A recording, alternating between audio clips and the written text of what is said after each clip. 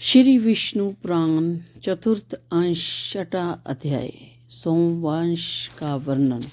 चंद्रमा, बुध और पुरूरवा का चरित्र। नमस्कार दोस्तों, स्वागत है आपका हमारे चैनल पर। आज हम बात करेंगे श्री विष्णु पुराण के चतुर्थ अंश के छठे अध्याय की, जिसमें सोमवंश का वर्णन किया गया है। इसमें विशेष रूप से चंद्रमा, बुध और पुरूरवा के चरित्र पर चर्चा की जाएगी।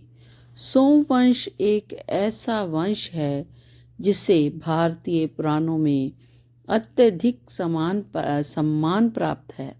यह वंश चंद्रमा से उत्पन्न हुआ और इस वंश के अनेक महत्वपूर्ण राजा हुए, जिनका इतिहास अद्वितीय है।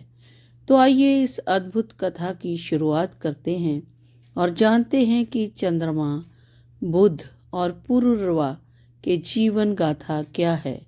यदि आपको यह कथा पसंद आए तो कृपया हमारे चैनल को लाइक करें, सब्सक्राइब करें और बेल आइकन बटन को दबाना ना भूलें, ताकि हमारी आगामी वीडियोस का आपको समय पर अपडेट मिल सके।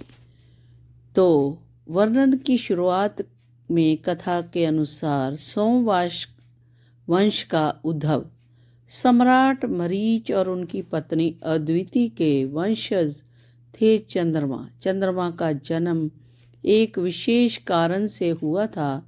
उनके जन्म के समय स्वर्गलोक में एक विशेष उल्लास था। यह माना जाता है कि चंद्रमा का स्वरूप अत्यधिक सुंदर और तेजस्वी था, जिससे देवता भी उनकी सुंदरता को देखकर अभिभूत हो गए थे। चंद्रमा का विवाह रोहिणी नामक कन्या से हुआ था, जो एक अत्यंत सुंदर और परिश्रमी कन्या थी। चंद्रमा और रोहिणी का संबंध अत्यंत प्रेमपूर्ण था, लेकिन चंद्रमा की अति सुंदरता के कारण वे स्वर्ग के देवताओं के मध्य आकर्षण का केंद्र बन गए थे। चंद्रमा के व्यक्तित्व का प्रभाव इतनी गहराई से पड़ा कि वे देवताओं के द्वारा पूजे जाने लगे। तो चंद्रमा और उनकी संतानें कितनी थी, आइए जानते हैं इसके बारे में। चंद्रमा का विवाह कुल 6 कन्याओं से हुआ था, जिनमें से सबसे प्रसिद्ध उनकी संतान बुध थी। बुध का जन्म चंद्रमा और तारा नामक कन्या से हुआ था। बुध का चरित्र अत्यंत रोचक था और उनके द्वारा कई महान कार्य किए गए, जिनसे उनका नाम इतिहास में अमर हो गया। चंद्रमा और तारा का संबंध प्रेम पूर्ण था, लेकिन एक दिन चंद्रमा के अत्यधिक ध्यान और तारा के बीच एक गहरी संवेदना का उत्पन्न हुआ, जिनके स्वरूप बुध का जन्म हुआ। बुध का जन्म एक विशेष घटना के बाद हुआ, जब तारा ने चंद्रमा के साथ समय बिताया। बुध का जीवन कई प्रकार के संघर्षों और घटनाओं से भरा था। बुध का जीवन, उनका कार्य, बुध जो चंद्रमा और तारा के पुत्र थे, उनका व्यक्तित्व भी कुछ ऐसा था जो भविष्य में एक महान शासक के रूप में उभरा।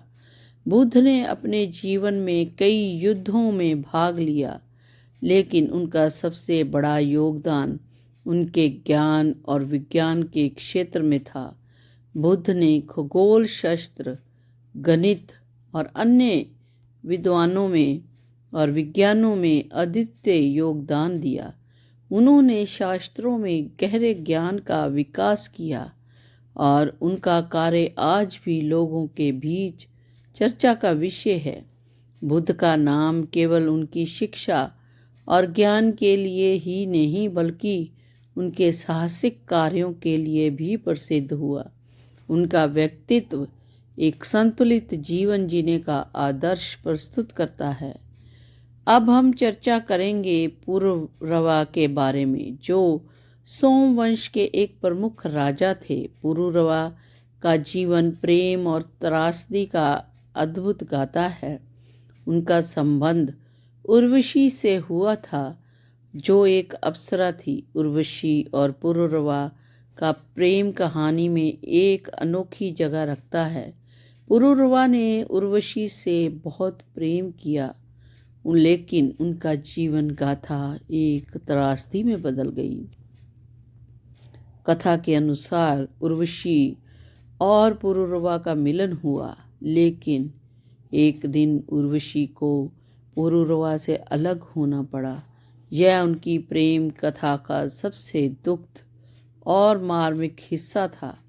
उर्वशी का अपने पति से बिछड़ना पुरुरवा के जीवन का सबसे कठिन पल था, लेकिन उनका साहस और संयम उन्हें अंततः शांति की ओर ले गया। पुरुरवा और उनके कर्तव्य। पुरुरवा का जीवन कर्तव्य और धर्म प्रेम के बीच संतुलन बनाने की कठिन प्रक्रिया थी। उन्होंने अपने कर्तव्यों का पालन किया और अपने राज्य में न्यायपूर्ण शासन स्थापित किया। वे अपने राज्यवासियों के बीच अत्यंत लोकप्रिय थे और उनके शासनकाल में राज्य में शांति और समृद्धि का वातावरण था। पुरुरवा ने शिक्षा, कृषि, व्यापार और सैन्य क्षेत्र में कई सुधार किए थे। उनकी दूरदृष्टि और नेतृत्व क्षमता ने उन्हें एक महान राजा बना दिया था।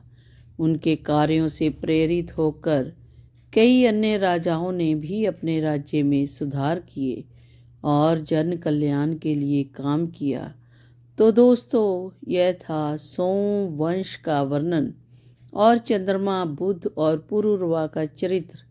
इन महान व्यक्तियों की जीवन गाथाएं हमें ये सिखाती हैं कि जीवन में कितनी भी कठिनाई हो, हमें अपने कर्तव्यों का पालन करते हुए अपने उद्देश्य की ओर अग्रसर रहना चाहिए। इनकी कहानियों से हमें यह भी पता चलता है कि प्रेम, साहस और समर्पण से जीवन में कितनी भी कठिनाइयों का सामना किया जा सकता है। यदि आपको यह वीडियो पसंद आई हो तो कृपया लाइक और सब्सक्राइब जरूर करें और साथ ही अपनी राय और सुझाव कमेंट बॉक्स में ज़रूर दें।